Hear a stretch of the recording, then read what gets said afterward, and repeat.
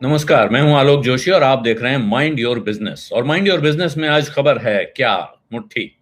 आपने सुना होगा, कर लो दुनिया मुट्ठी में।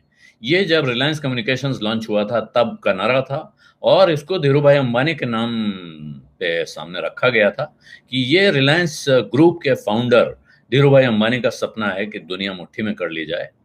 तो आज उस सपने को एक कदम और आगे बढ़ाया गया है और जो सोने की चिड़िया वाली company Future Group, retail king Kishore Biyani की कंपनी फ्यूचर रिटेल को रिलायंस इंडस्ट्रीज की रिटेल ब्रांच रिलायंस रिटेल खरीद रही है।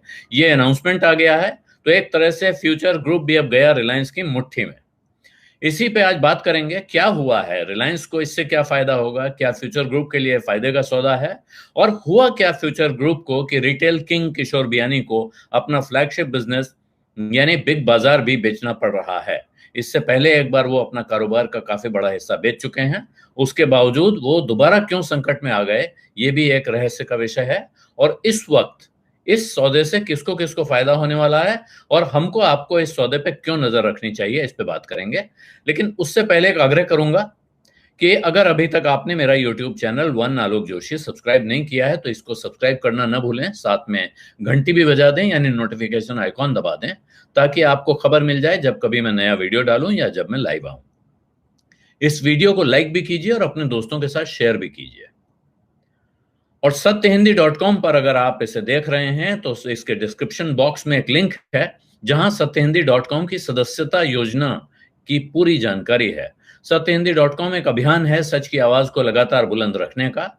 और कुछ पत्रकारों की कोशिश है कि जो मेन स्ट्रीम मीडिया, तथा कथित मेन स्ट्रीम मीडिया जो चीजें आपके सामने नहीं ला रहा है, जो आपको नहीं दिखाता है, उनको सामने लाया जाए। इस कोशिश में आपकी मदद बहुत मिल रही है, बहुत सहयोग मिल रहा है, लेकिन और मिलेगा तो और अच्छा रहेगा। इसीलिए सत्यहिंदी.com के सदस्य बनने का रास्ता खोला गया है आपके लिए। आप उस लिंक पे क्लिक करेंगे, बाकी ब्यौरा आपको मिल जाएगा। तो खबर पक्की हो गई है, कई दिनों से बाजार में थी कि रिलायंस इंडस्ट्रीज फ्यूचर ग्रुप के रिटेल कारोबार को या पूरे फ्यूचर ग्रुप को खरीदने की तैयारी कर रहा है। ये दोनों कंपनियों के बीच में बातचीत चलती है तो बाजार में खबरें आने लगती हैं। लेकिन आज ऐलान आ गया है, रिलायंस रिटेल की तरफ से ऐलान आया है कि रिलायंस रिटेल वेंचर्स लिमिटेड, जो रिलायंस इंडस्ट्रीज की एक सब्सिडी है, उसने ऐलान किया है कि ये फ्यूचर ग्रुप का रिटेल होलसेल बिजनेस और लॉजिस्टिक्स और वेयर हाउसिंग बिजनेस खरीद रहा है।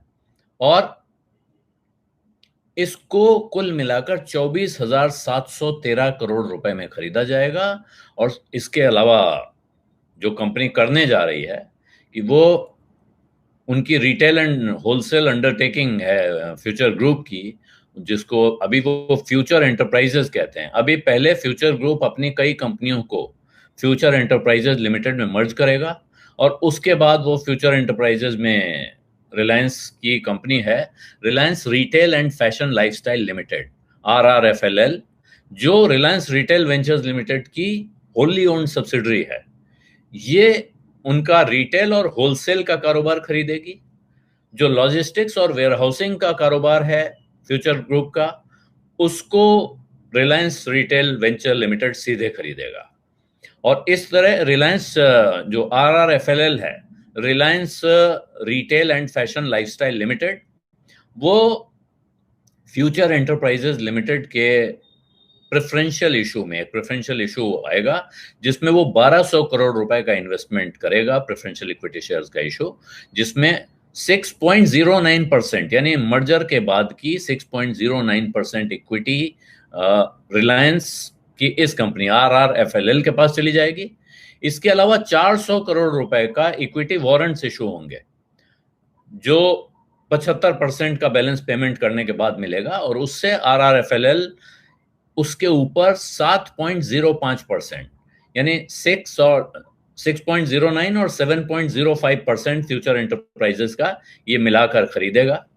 और इस सौदे की खास बात यह है कि इस सौदे का ऐलान जहां से आ रहा है उस बयान में ईशा अंबानी का जिक्र है। ईशा अंबानी का नाम है, यानी फ्रंट फेस इस डील का ईशा अंबानी है रिलायंस ग्रुप की तरफ से।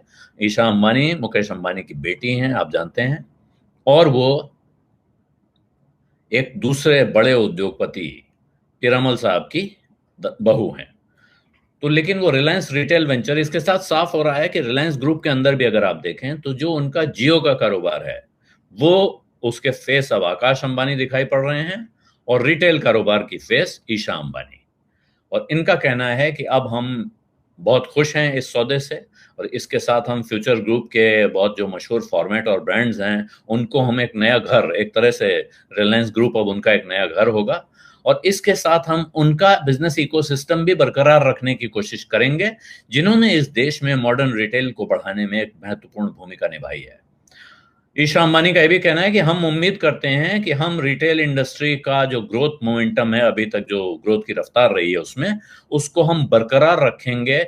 ये जो यूनिक मॉडल है, छोटे व्यापारियों के साथ कोलैबोरेशन करके और किराना के साथ कोलैबोरेशन करके और बहुत बड़े कंज्यूमर ब्रांड्स को भी, इन सब के साथ एक साथ हाथ मिला के हम चलते हैं और हमने जिस तरह से अभी तक इस मॉडल को चलाया है इसी तरह से हम आगे बढ़ाते रहेंगे और हम पूरे देश में कस्टमर्स को वैल्यू प्रोवाइड करने के लिए एक बार फिर अपने आप को संकल्पबद्ध करते हैं या समर्पित करते हैं। अब दूसरी तरफ से देखेंगे तो ये तो हुआ रिलायंस इंडस्ट्रीज की तरफ से जो बयान आया है। फ्यूचर ग्रुप की तरफ से बयान आया है कि फ्यूचर ग्रुप अपने कारोबार को रीऑर्गेनाइज कर रहा है। रीस्ट्रक्चरिंग, रीऑर्गेनाइजेशन, पुनर्गठन आपने बहुत बार सुना होगा। फ्यूचर ग्रुप को फाउंडर्स ऑफ द न्यू, ये उनका लोगो के नीचे टैगलाइन है और वो कह रहे हैं कि वो retail, wholesale, logistics and warehouse business Reliance retail को बेच देंगे। उनका कहना है कि वो अपने अंदर कंपनी में काफी लंबा चौड़ा पहले कारोबार उनका ये हो रहा है कि उनकी जो कंपनियां हैं, future retail, future lifestyle fashions, future consumer, future supply chains और फ्यूचर मार्केट नेटवर्क्स, ये सब फ्यूचर एंटरप्राइजेज में मर्ज कर दी जाएंगी। ये सारी लिस्टेड कंपनियां, ध्यान रखिए, ये लिस्टेड कंपनियां फ्यूचर एंटरप्राइजेज में मर्ज हो जाएंगी और उसके बाद फ्यूचर एंटरप्राइजेज एक स्लम्प सेल करेगा अपने रिटेल और होलसेल बिजनेस, जो उसके सबसे बड़े की फॉर्मेट्स हैं।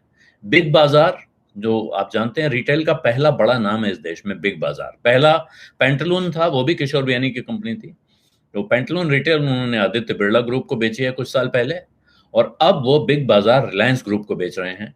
साथ में FBB, फैशन एट बिग बाजार। तीसरा है फूड हॉल। फूड हॉल आप जानते हैं बहुत गोमे रिटेल की जो मशहूर, मतलब बहुत महंगा खाने पीने का सामान, गोमे फूड की चेन है और बहुत शानदार दुकानें हैं, उसके जो स्टोर्स हैं वहां जाके अब मजा आ जाता है। जो नया स्टोर खोला उन्होंने यहाँ खार में, एक देखने लायक है। इसके अलावा इजी डे उन्होंने, आपको ध्यान हो तो खरीदा था, ये उनकी अपनी कंपनी नहीं है। इसी तरह नीलगिरीज साउथ की एक बड़ी चेन है, वो इन्होंने खरीदी थी। सेंट्रल भी एक तरह से फ्यूचर ग्रुप का एक नया फॉर्मेट था, जो जब उन्होंने पेंटालून को बेचा उसके कुछ पहले से सेंट्रल बना लिया था और ऐसा लगता था कि वो पेंटालून की जगह अब सेंट्रल को उसी फॉर्मेट में खड़ा कर रहे हैं। सेंट्रल भी जा रहा है और इसके साथ उनकी एक कंपनी है ब्रांड फैक्ट्री, वो भी जा रही है। तो ये सारी कंपनियां मिलाकर वो बेच रहे हैं Reliance retail and fashion lifestyle limited को। और इसके अलावा उनका लॉजिस्टिक्स का और वेयर हाउसिंग का, यानी बड़े जो गोदाम होते हैं उनका, और यहां से वहां सामान ले जाने के लिए जो नेटवर्क होता है लॉजिस्टिक्स का, ये दोनों कंपनियां वो बेच रहे हैं। इनको भी वो बेच देंगे रिलायंस रिटेल वेंचर्स लिमिटेड को। और इस ट्रांजैक्शन के बाद क्या रहेगा फ्यूचर ग्रुप में? क्या रिटेल किंग किशोर बियानी अब कुछ नहीं करेंगे? इस सवाल का जवाब साथ साथ दिया गया है कि फ्यूचर एंटरप्राइजेज लिमिटेड अपना मैन्युफैक्चरिंग और डिस्ट्रीब्यूशन का काम, FMCG गुड्स और इंटीग्रेटेड फैशन सोर्सिंग का काम करेगा। जो उनके, आप जाते हो अगर फ्यूचर के बिग बाजार में या FBB में या सेंट्रल में, तो वहां कुछ उनके अपने ब्रांड्स हैं जो, जिसको अपने ब्रांड कहा जाता है, उनके अपने नाम से जो चीजें बिकती हैं, वो वाले प्रोडक्ट्स बनाने की एक कंपनी के तौर पर, अब एक तरह से कहें तो ये एक FMCG कंपनी और एक बड़ी गवर्नमेंट रिटेलिंग कंपनी के तौर पे सामने आ सकती है कंपनी। ये मैन्युफैक्चरिंग में इनका काम रहेगा, जिसमें सोर्सिंग है, मैन्युफैक्चरिंग है, FMCG का काम और फैशन का काम। इसके अलावा उनकी एक फ्यूचर जनरली नाम की कंपनी है जो इंश्योरेंस में है और NTC मिल्स के साथ उनका एक जॉइंट वेंचर है। वो ये कारोबार अब उनके हाथ में रहेगा और इस सौदे के साथ में इस एक ट्रांजैक्शन का एक पार्ट है जिसमें जो मैंने पहले आपको बताया कि Reliance retail and fashion and logistics limited, इसमें 1200 करोड़ रुपए प्रेफरेंशियल इशू में इन्वेस्ट करेगा इक्विटी शेयर्स के लिए, और 400 करोड़ रुपए के वारंट्स में वो पैसा लगाएगा, जो बाद में फिर बचे 75% पेमेंट के बाद फिर शेयर्स में कन्वर्ट होंगे। तो एक कॉम्पोजिट स्कीम है लंबी चौड़ी। उस स्कीम के थोड़े से डिटेल्स हैं अपने पास, पूरा बहुत लंबा चौड़ा ब्यौरा यहां पे देने का मतलब नहीं है, लेकिन अलग से उस स्कीम के जो डिटेल्स आए हैं वो मैं आपको बताता हूं कि उसमें किसको क्या मिलने जा रहा है। तो जो फ्यूचर ग्रुप के शेयर होल्डर्स हैं उनको इसमें जो फ्यूचर एंटरप्राइजेज में जो FLFL है, फ्यूचर लॉजिस्टिक्स वाली company, future lifestyle and fashions limited, इसके शेयर होल्डर को 116 शेयर मिलेंगे 10 शेयर के बदले। जिसके 10 शेयर अगर FLFL के आपके पास हैं तो आपको फ्यूचर एंटरप्राइजेस के 116 शेयर दिए जाएंगे। ये मर्जर का रेशियो आ रहा है इसमें। इसी तरह दूसरा जो है फ्यूचर मार्केट नेटवर्क्स लिमिटेड, उसके 10 शेयर के सामने फ्यूचर एंटरप्राइजेस के 18 शेयर दिए जाएंगे। और तीसरी कंपनी है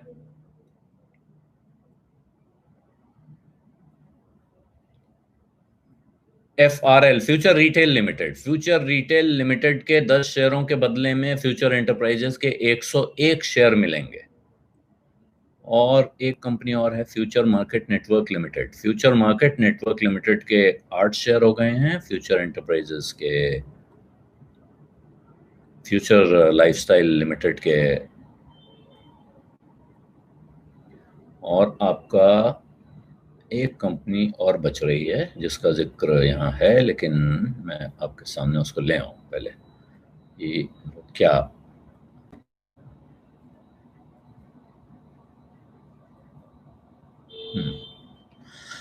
हाँ जी, फ्यूचर कंज्यूमर के 10 शेयर के बदले में फ्यूचर एंटरप्राइजेस के 9 शेयर मिलेंगे।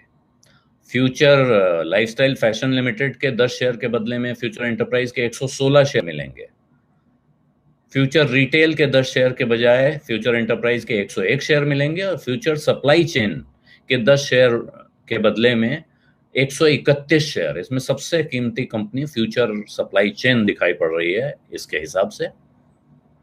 और इसके दो असर आपको दिखेंगे अब जब आप सोमवार को बाजार में ध्यान देंगे।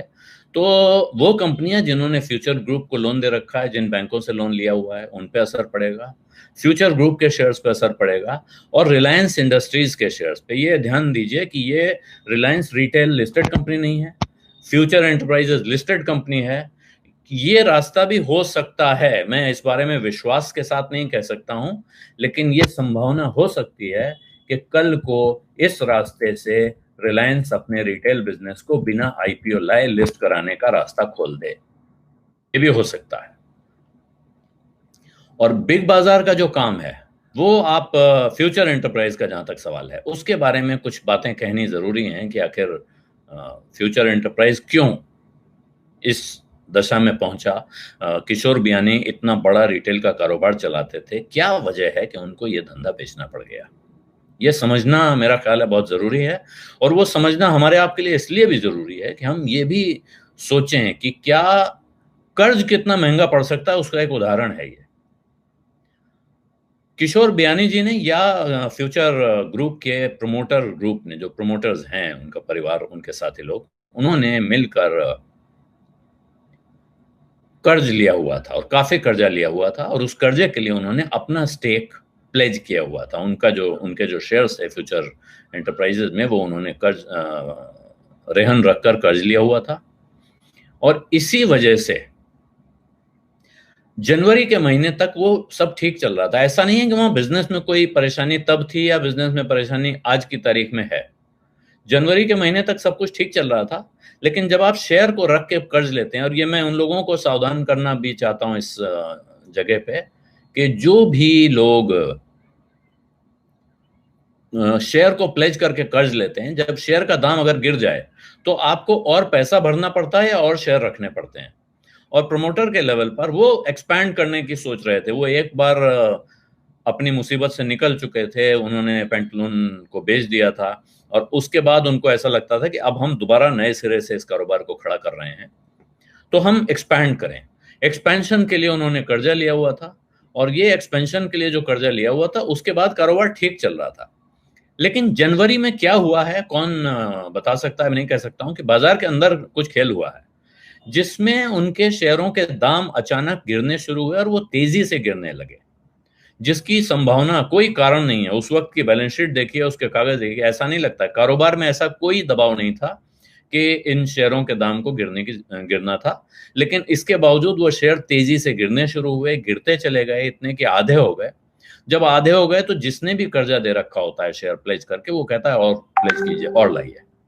तो धीरे धीरे हाल ये हुआ कि 50% दाम गिर गए और प्रमोटर का लगभग 90% इक्विटी प्लेज हो गया। अब जब 90% इक्विटी प्लेज हो जाती है, इसके बाद वो और दाम गिरना रुका नहीं है उस समय भी। आप अगर फ्यूचर की सारी कंपनियों के दाम देखिए, तमाम लोग पिछले दिनों मुझसे चैट में पूछते भी थे कि फ्यूचर ग्रुप को क्या हो रहा है, इसको क्या हो रहा है। तो उस वक्त ये दाम गिर रहा था और इस दाम गिरने के पीछे कुछ खेल तो है। किसका खेल है, कैसे है, ये कहने की स्थिति में मैं आज की तारीख में नहीं हूं।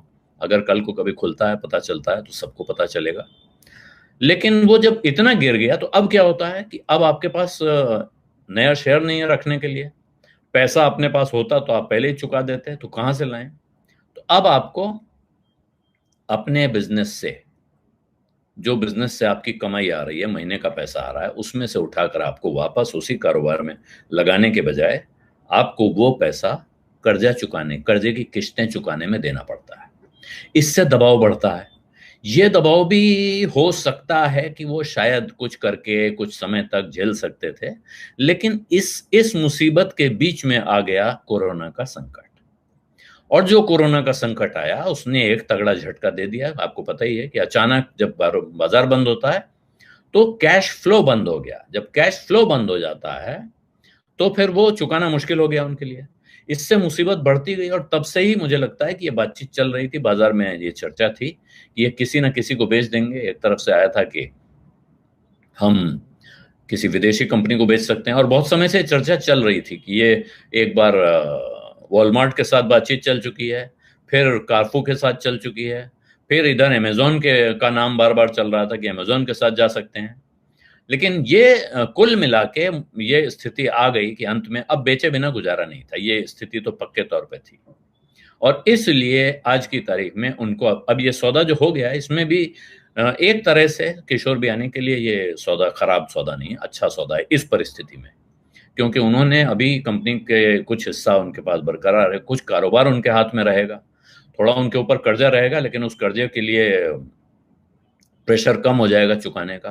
पिछले दिनों आपने देखा होगा उन्होंने कुछ अपने लोन्स के इंस्टॉलमेंट चुकाए, क्योंकि ऐसे में प्रमोटर के लिए या कंपनी के लिए सबसे बड़ा इज्जत का सवाल ये हो जाता है कि हमारा कोई इंस्टॉलमेंट बाउंस ना हो जाए। जैसे हम कहते हैं ना, हमारी ईएमआई बाउंस ना हो जाए, तो वहां कोई इंटरेस्ट पेमेंट बाउंस ना हो जाए, ये चिंता लगातार बनी रहती है।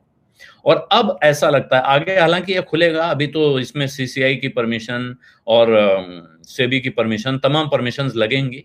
ये लिखा हुआ है उस डॉक्यूमेंट में कि वो परमिशंस का क्या होना है, इस पर इसके बाद सामने तस्वीर साफ आएगी।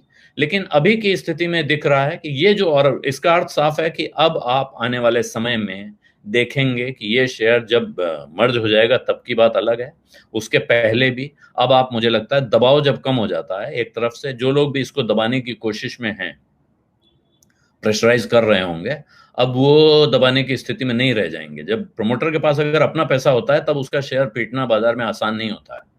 अगर प्रमोटर किसी प्रेशर में हो, उसके ऊपर कर्जा पड़ा हो, तभी वो उसको दबाया जा सकता है। और ये मैं सामान्य बात इसलिए कह रहा हूं कि हमारे और आपके लिए भी, हम जितने कर्ज में होंगे उतनी परेशानी हमारे ऊपर आसानी से आ सकती है, हमको लोग दबा सकते हैं, फंसा सकते हैं। लेकिन अगर हम कर्ज मुक्त रहेंगे तो फिर आसान नहीं होता है दबाना। और आउटलुक इस समय की उसमें देखें तो ये अच्छा दिख रहा है, क्योंकि अगर ये रिलायंस के हाथ में जितना भी स्टेक जा रहा है, जो हिस्सा जाएगा उसका रिलायंस क्या करेगा दिखेगा। लेकिन ऐसा लगता है, और इसकी वजह से जब आप इस सौदे को देखेंगे और रिलायंस रिटेल के नेटवर्क को मैच करेंगे, अब आप रिलायंस के नेटवर्क को और बिग बाजार के और फ्यूचर ग्रुप के रिटेल ऑपरेशंस के और लॉजिस्टिक्स ऑपरेशंस के पूरे नेटवर्क को जोड़ के देखेंगे, तब आपको समझ में आएगा कि ये रिलायंस के लिए एक बहुत बड़ी विन विन डील है। उनका रिटेल ऑपरेशन ऐसे ही भारत का सबसे बड़ा रिटेल बिजनेस हो गया था, लेकिन अब उसका साइज और बड़ा हो गया है। और इसके साथ उनका वैल्यूएशन, जो आपने वैल्यूएशन का गेम अभी आप देख रहे हैं जियो प्लेटफॉर्म्स लिमिटेड में, जो रिलायंस की टेक्नोलॉजी कंपनी है, उसमें वो जिस तरह से हिस्सा बेच रहे हैं, हो सकता है आने वाले समय में जल्दी आपको ये सुनने को मिले कि अब फ्यूचर एंटरप्राइजेज में हिस्सा बेचा जा रहा है, या रिलायंस रिटेल वेंचर्स लिमिटेड के स्टेक के छोटे छोटे टुकड़े बिकने की खबर आपको आनी शुरू हो और बड़े वैल्यूएशन उसमें मिले।